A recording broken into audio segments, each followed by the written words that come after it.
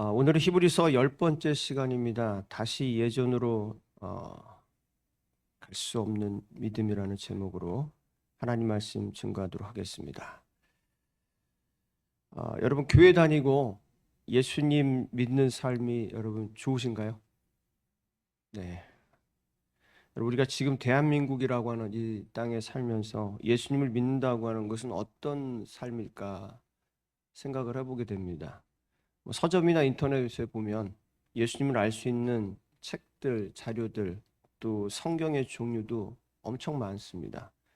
우리가 그런 것들을 다 사서 볼 수 있는 그런 나라잖아요. 그렇죠? 작은 개척 교회라고 할지라도 여러 가지 물질적인 살림은 좀 힘들겠지만 예수님 믿는다고 해서 어려움을 이렇게 당하거나 예를 들어서 핍박을 받거나 박해를 당하는 일은 거의 없죠. 우리 교회를 보더라도 예수님 믿는데 어려운 부분은 많이 없다고 생각을 합니다. 그런데 2000년 전 성도들, 특히 유대인 성도들은 어땠을까요? 유대인이면서 예수님 믿었던, 유대인 크리스찬이라고 하는 불렀던 사람들은 어땠을까? 로마의 식민지 시대였잖아요. 로마의 식민지 시대였기 때문에 유대인으로 사는 것조차가 힘들었어요. 그렇죠?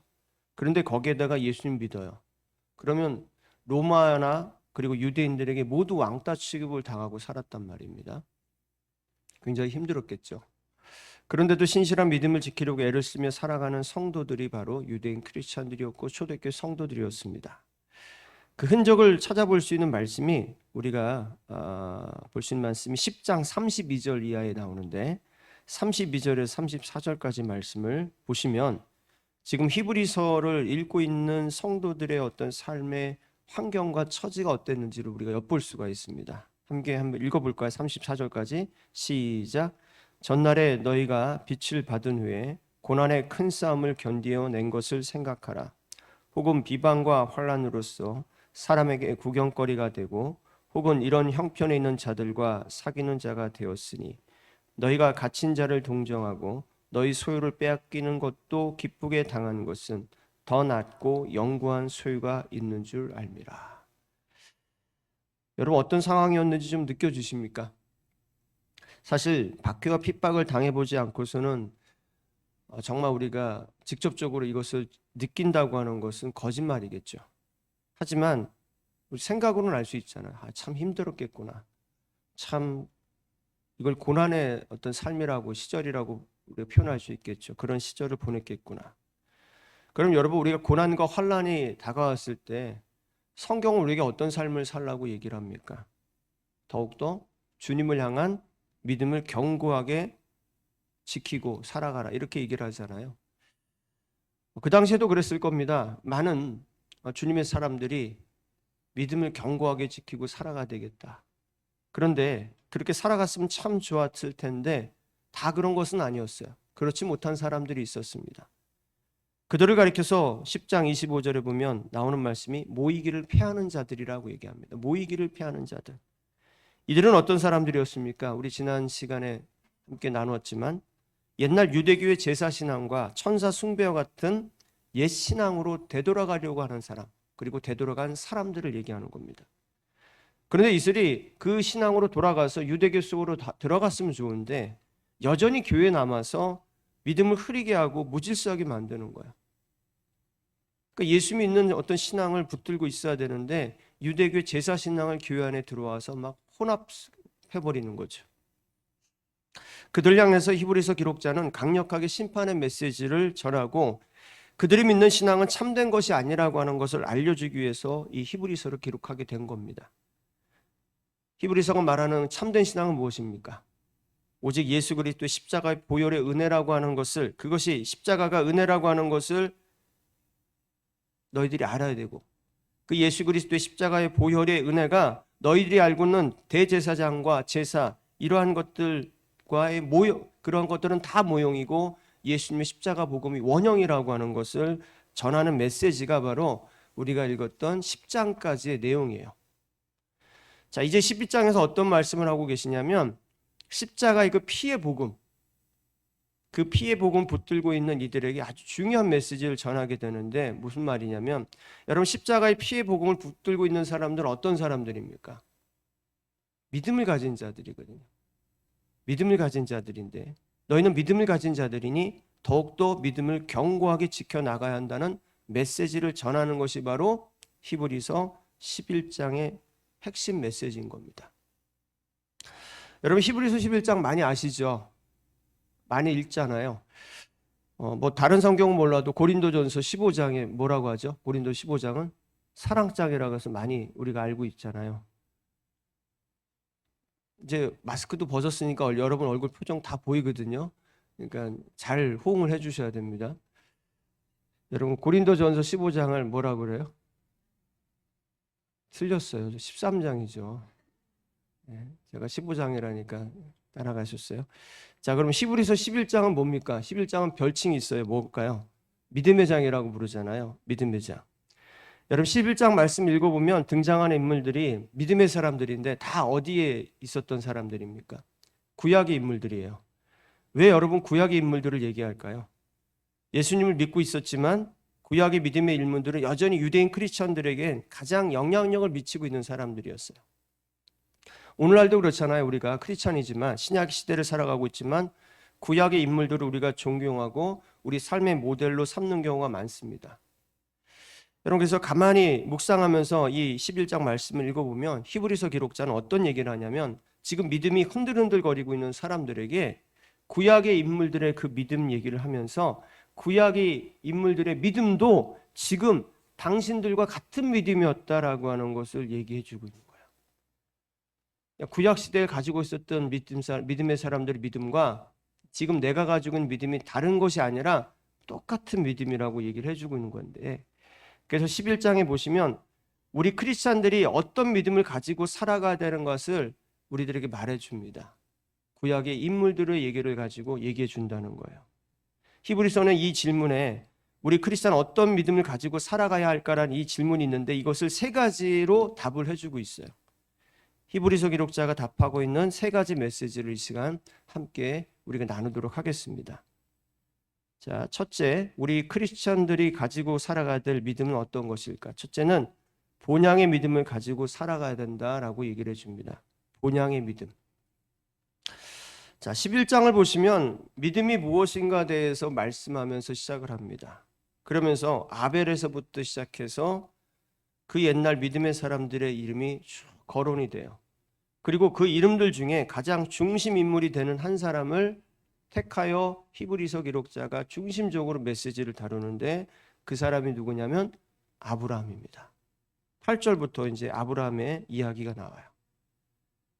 어떤 이야기냐면 아브라함은 장차 미래에 자신이 그리고 가족이 어떻게 될지 몰랐지만 순종해서 고향 친척 아비 집을 떠나서 가나안 땅으로 들어갔던 얘기를 간략하게 들려줘요. 그리고 가나안 땅에서 하나님의 위대한 약속을 받은 이야기도 들려줍니다.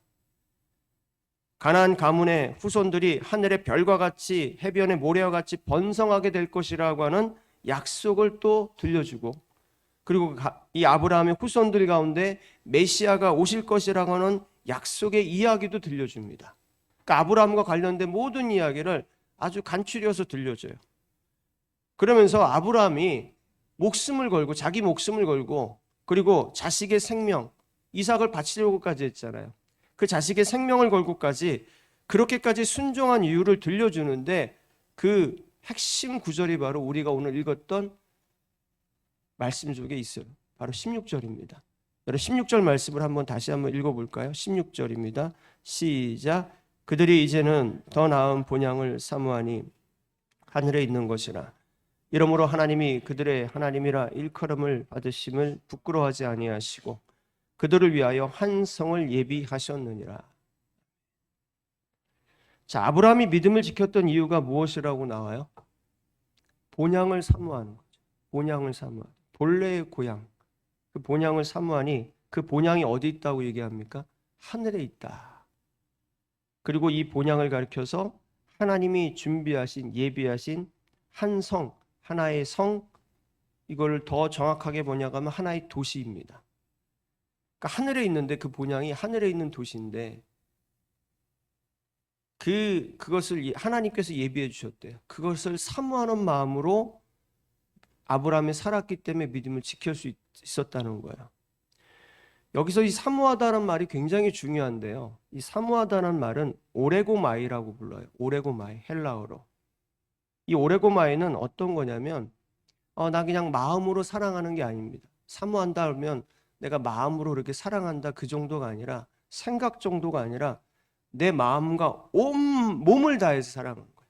그러니까 이 육신과 내 생각과 마음 이 전 인격적으로 갈망하는 것을 사모한다라고 하는 그 오레고마이의 뜻이에요. 여러분 사랑에 빠지면 어떻습니까? 안 빠지셔 보셔서 모르겠어요. 사랑에 빠지면 진짜 사랑에 빠지면 뭐 합니까? 마음도 다 주고 뭐도 몸도 주고 막 이런다고 하잖아요. 그러니까 나의 모든 것을 다 바쳐서 갈망하는 거. 이게 바로 오레고마의 사모한다. 아브라함이 그랬다는 거예요.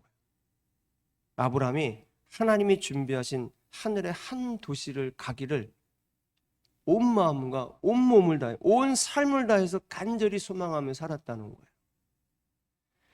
그 성을 바라볼 때 아브라함이 어땠다는 거예요? 순종할 수밖에 없었고 그 성을 바라볼 때 믿음을 지킬 수밖에 없었다는 거예요. 여러분 신약적으로 본다면 아브라함이 바라본 이 도시는 무엇을 얘기합니까? 하나님 나라를 얘기하겠죠. 그런데 아브라함이 한 성을 바라보았다고 했어요. 한 성. 완전한 하나님의 나라를 다 바라본 것이 아니라 그 하나님 나라의 한 부분을 바라보고 살았다는 거예요. 일부분만 봤다는 거예요. 그런데도 불구하고 하나님 나라의 전체를 바라보고 산 것도 아닌데 그 조금만 엿보고 살았는데도 불구하고 그 성에 들어가기를 온 마음과 온 삶을 다해서 갈망하며 살았다는 거예요. 그래서 이 땅에 순종할 수 있었다는 겁니다.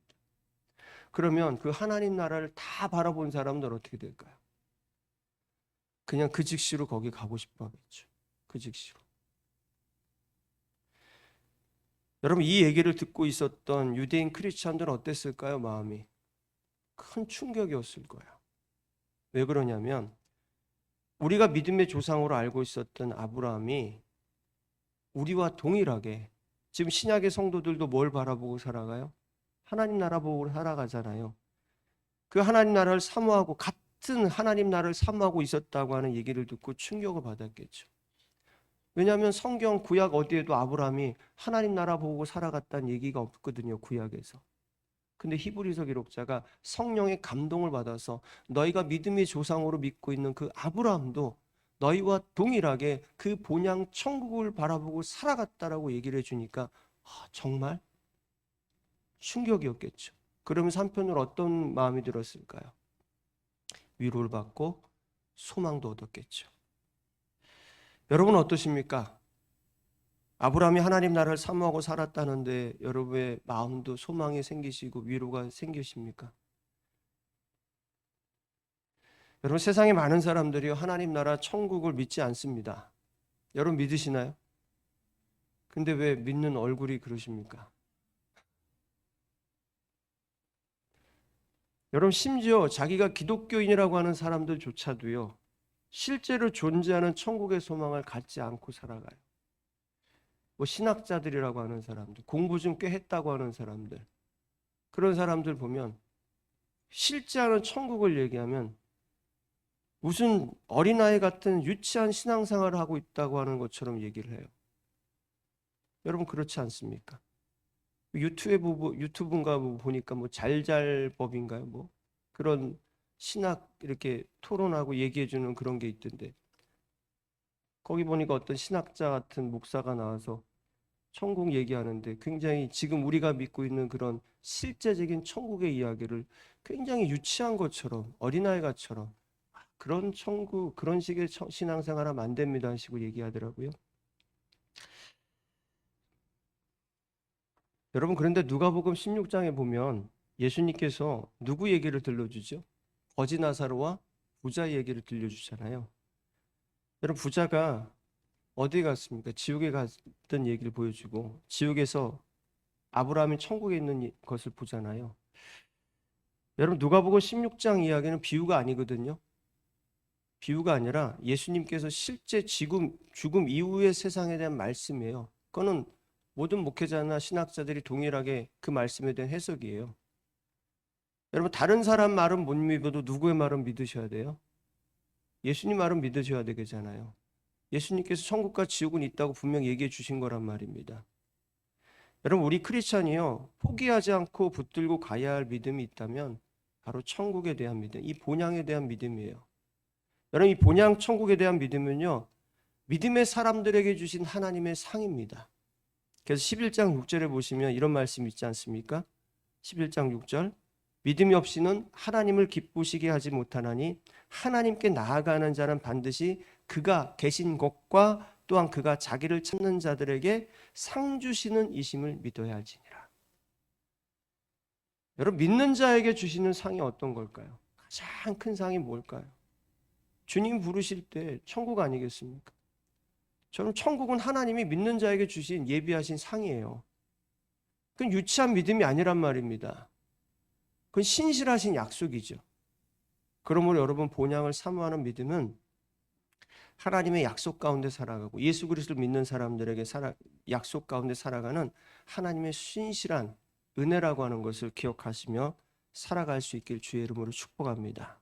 그러니까 여러분 크리스찬이라면 여러분이 붙들고 가야 될 첫 번째 믿음은 본향 천국에 가는 믿음입니다.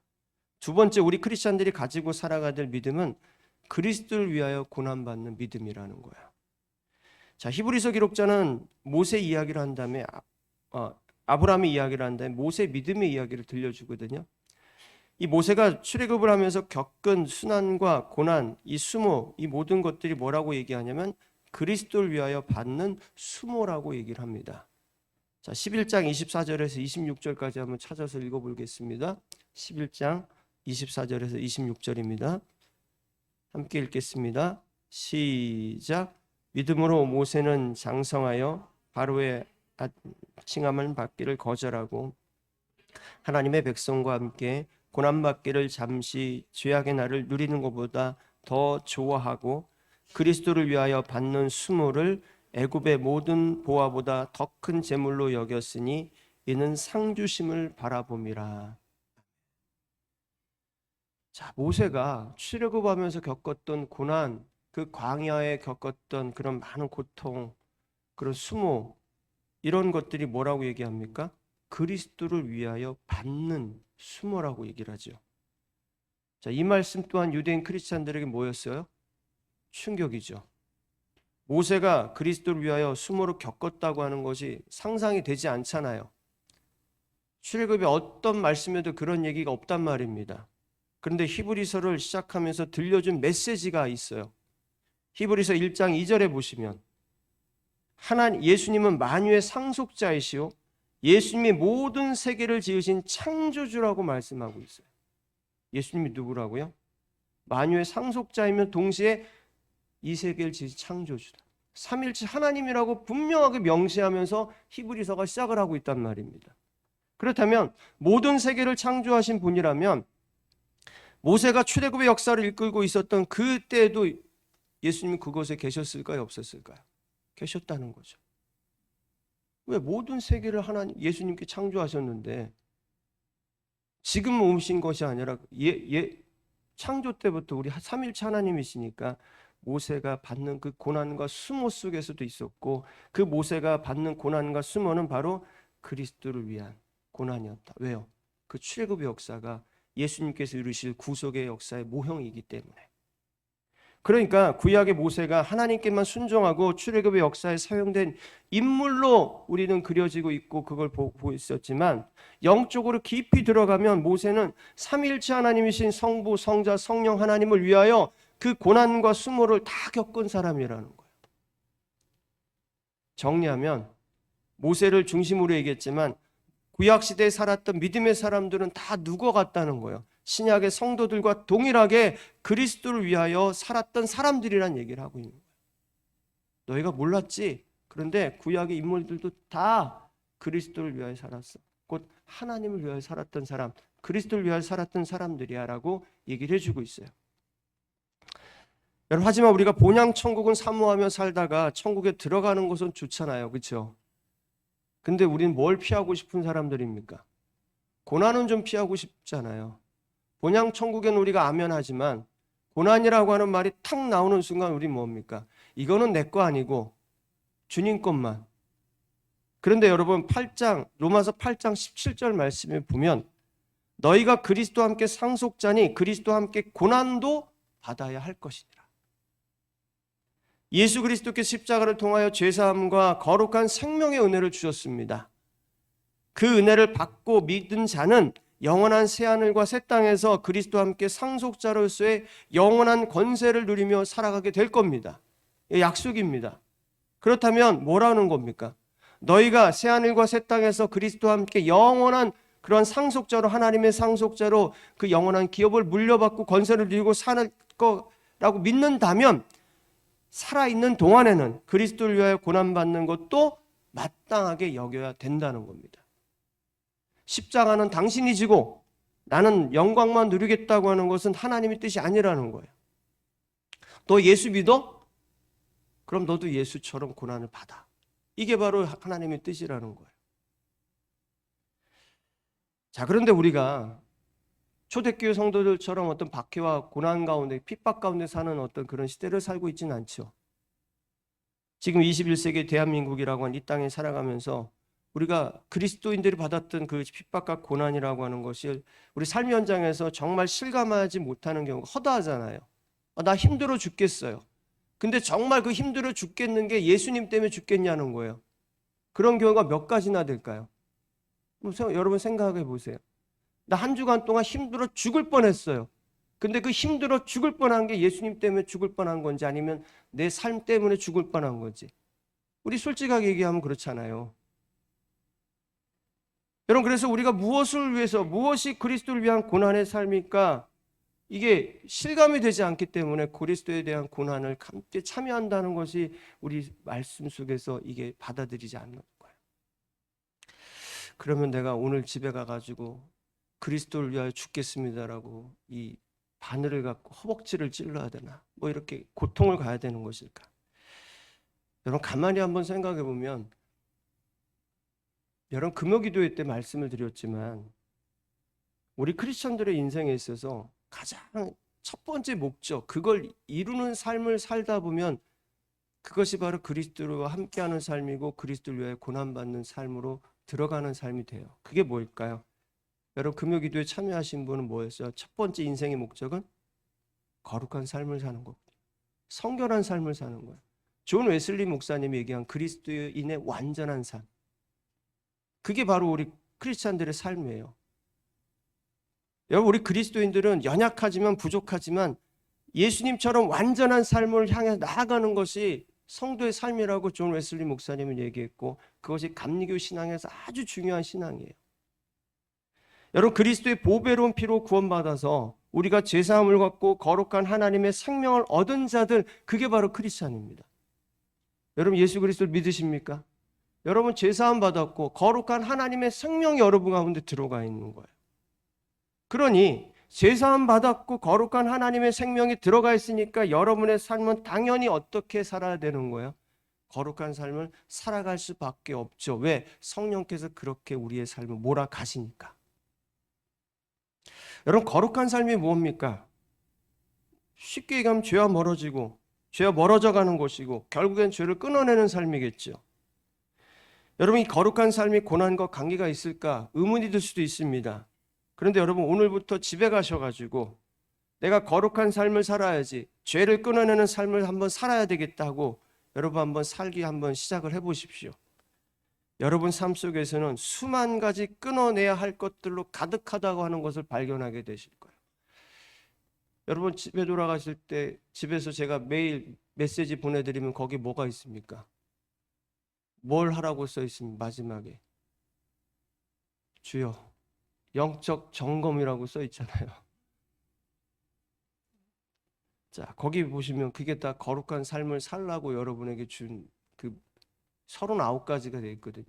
원래 조나단 에드워드 목사님이 70여 가지의 목록을 쭉 써놓고 그걸 매일같이 점검하라고 하셨던 거거든요. 근데 제가 39가지로 축약해서 매주 여러분에게 올려드리고 있는데, 매주 제가 물어봐도 매주 처음인 것처럼 저를 바라보시면서 가시고 계시죠. 네. 여러분 우리가 고난, 이 거룩한 삶이라고 하는 것을 생각해 보면 신앙생활의 한 부분으로 그냥 여기고 지나쳐가요. 우리가 이러죠. 좀 더 선하게 살아야 되겠다. 예수 믿으면서. 내가 예배를 좀 이제 잘 드려봐야 되겠다. 그리고 요번에 말씀도 좀 잘 읽어봐야 되겠다. 기도도 좀 많이 해봐야 되겠다. 그러면서 거기 하나, 그러면 내가 거룩한 삶을 살아가 보야 되겠다. 이게 보통 우리가 생각하는 삶이에요. 좀 더 나아간 경건한 삶을 살아야 되겠다. 그래서 회개 기도를 하면서 무한 반복하면서 살아가는 거, 이것을 우리가 거룩한 삶으로 여기죠. 물론 맞습니다. 그러나 그 정도뿐만 아니라 웨슬리 목사님과 또 성경에서 말하는 것은 거룩한 삶이라고 하는 것은 뭐냐면 모든 죄를 미워하고 더 나아가 죄를 죽이는 거예요. 내 삶 속에 죄가 다 죽어가는 거예요. 죄가 다 죽어서 시들시들하고 오직 내 속에 예수의 생명만 남는 거죠. 오직 예수님만을 주임으로 삼는데 몰입하는 삶이 거룩한 삶의 방향인 거예요. 그러니까 우리가 거룩한 삶을 살고자 하면 어떤 일이 벌어지냐면 한마디 말에서부터 시작해서 작은 삶의 움직임들까지도 다 조심스러워질 수밖에 없는 거예요. 조심스러워질 수밖에 없어요. 제가 얼마 전에 무슨 만화책을 좀 읽었는데 미생이라는 만화책 아시나요? 거기 보니까 그런 얘기가 나요. 고수는 겁이 많다. 하수는 겁이 없다. 왜 그럴까요? 하수는 모르니까 겁이 없어요. 덤벼들어요. 근데 고수는 겁이 많아요. 왜? 아니까. 여러분 영적 고수라고 한번 생각해 보세요. 저는 여러분이 영적 고수라고 믿습니다. 왜? 예수 그리스도를 알잖아요. 예수 그리스도를 아니까 거룩한 삶을 살아야 되니까 우리가 세상에 어떻게 살까요? 겁이 많죠. 이걸 할까 저것을 할까 우리 조심스러워질 수밖에 없는 거야. 그런데 모르면 어떻게 되는 거야? 내 마음대로 사는 거죠. 막 가는 거예요. 왜? 모르니까. 여러분 세상에 왜 저렇게 살까 사람들이 우리가 의문스럽잖아요. 모르니까. 근데 우린 아는 사람들이 같이 살아요? 그럼 우리도 같이 하수가 되는 거잖아요. 여러분 우리는 끝없이 무너지는 연약한 존재입니다. 그러게 우리가 십자가 앞에서 머리를 조아릴 수밖에 없는 용서받은 죄인이라고 하는 마틴 루터의 그 고백을 우리는 실토할 수밖에 없습니다. 용서받았지만 죄인인 거예요. 그럼에도 우리가 완전하신 예수님 우리 안에 계시고 성령께서 안에 계시기 때문에 우리는 무엇을 추구하며 살아가야 돼요? 완전한 거룩함의 삶을 추구하는 삶이 바로 크리스찬인 거예요. 여러분 그러다 보면 반드시 여러분의 삶에 힘들고 고난과 같은 일들이 벌어지죠. 그런데 그게 바로 그리스도를 위한 고난입니다. 그러한 거룩한 삶을 통해서 우리 주님과 동행하는 여러분 되시길 간절히 소망합니다. 여러분 말씀 정리하면서 우리 크리스찬들이 가지고 와야 될 마지막 세 번째는 부활의 믿음을 가지고 살아가야 된다는 겁니다. 여러분 크리스찬은 본향 천국을 사모하고 살아갑니다. 그리고 크리스찬은 그리스도의 보혈의 은혜를 받은 자로서 죄와 멀어지는 영적 고난을 감내하며 살아간다고 말씀을 드렸습니다. 말씀드린 이 두 가지 믿음을 견고하고 그리고 영원히 붙들고 갈 수 있도록 하는 믿음이 바로 부활의 믿음입니다. 여러분 죽고 끝나는 믿음이라면 아무 소용이 없잖아요. 내가 고난받을 이유가 없단 말입니다. 내가 왜 천국에 가느냐? 다 부활의 생명이 우리 가운데 그 믿음이 있기 때문에 그것을 바라보는 거죠. 내가 고난받는 이유도 무엇입니까? 부활의 소망이 있기 때문입니다. 그래서 히브리서 기록자는 35절에서 이 부활의 믿음을 언급하는 겁니다. 여러분 한번 보시죠. 35절 말씀입니다. 함께 11장 35절 읽겠습니다. 시작.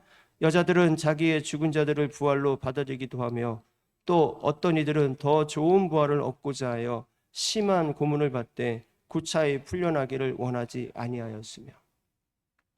여기서 말씀하고 있는 여자들은 구약에 나온 인물들인데 엘리야와 엘리사가 아들들을 살려줬어요. 바로 사렙다 과부와 수뎀 여인을 얘기하는 거거든요. 이 두 여자들을 포함해서 다른 믿음의 사람들을 얘기하죠. 다 어떤 거냐면 이 얘기가 간추려 추가가면 죽음을 두려워하지 믿음으로 살았다는 거예요. 믿음의 선배들은. 왜요? 뭐 때문에? 그들에게는 죽음을 이기는 능력의 역사를 믿는 믿음이 있었어요. 그게 뭐라고요? 부활에 대한 믿음이에요. 난 죽어도 죽지 않는 그런 믿음이 바로 부활의 믿음인데 그 믿음을 가지고 신앙의 선배들은 살았다는 거예요. 여러분, 우리 크리스찬에게는 죽음을 이기는 능력이 있습니다. 믿으십니까? 여러분, 죽음이라고 하는 것은 죄와 사망의 열매입니다. 악한 마귀가 이용하는 강력한 무기입니다. 그래서 죽으면 죄와 사망으로 가득한 영원한 지옥 심판에 이르게 되어 있는 겁니다. 그러나 죽음을 이기는 능력을 가진 자들은 어떻게 되는 겁니까? 영생하는 생명의 세계로 들어가는 거죠. 영생하는 생명의 세계로 들어가는 거예요. 하나님이 인도하신 영원한 천국에 이르게 되어 있다는 말씀입니다. 이 죽음을 이기는 능력은 우리 인간에게는 없습니다. 왜 없냐면 죄 때문에 없는 겁니다. 그런데 예수님께서 십자가에서 죽으시고 3일 만에 부활하심으로 말미암아 그 죽음을 이기는 능력이 믿는 자들 가운데 부어지게 된 거예요. 여러분, 그래서 예수님 믿으면 여러분 안에 죽음을 이기는 능력이 여러분 가운데 부어져요.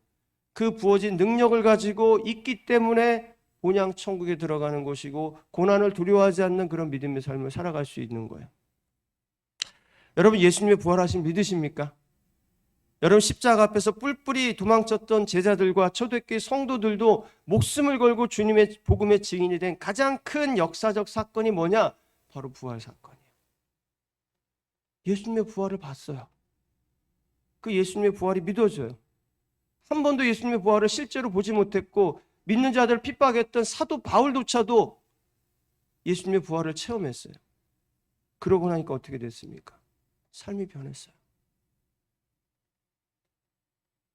여러분, 오늘날에도 예수님의 부활은요, 수많은 사람들에게 믿음을 주고 있습니다. 바로 여러분이 증인이라고 저는 믿습니다. 여러분, 예수님 부활 믿으시잖아요.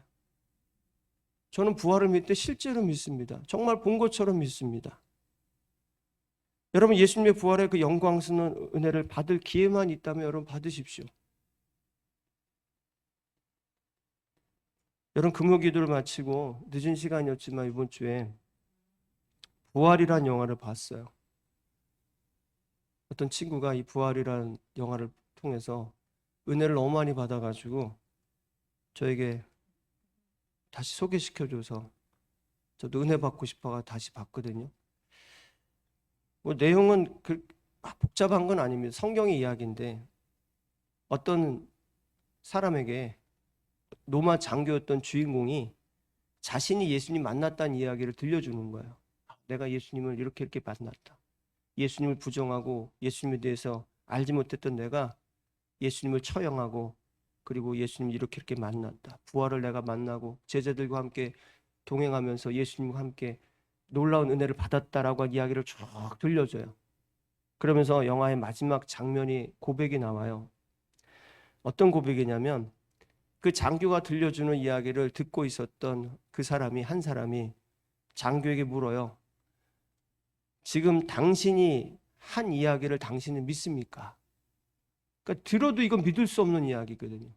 어떻게 죽은 자가 부활을 해서 제자들과 함께 그렇게 동행하고 하늘로 승천했다는 이야기가 자기는 믿어지지 않는데 이야기하고 있는 당신은 믿어집니까? 물어봐요.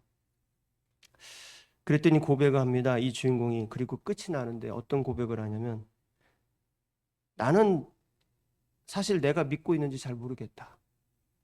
내가 정말 믿고 있는지 잘 모르겠다. 그러나 확실한 게 하나가 있는데 그건 내가 다시는 예전과 같아질 수 없다는 것이다. 다시는 예전과 같아질 수 없다는 거예요. 여러분, 부활이 믿어지고 은혜를 받았다면 여러분은 다시는 예전과 같아질 수 없어요. 예전과 같이 살 수 없어요. 예전으로 돌아갈 수가 없어요. 부활을 경험했는데 살아계신 주님을 만났는데 내가 다시 예전으로 돌아간다? 그 예전에 그 죄악된 모습으로 돌아간다? 결코 그럴 수 없어요. 그런데 내가 다시 예전에 돌아가고 있다?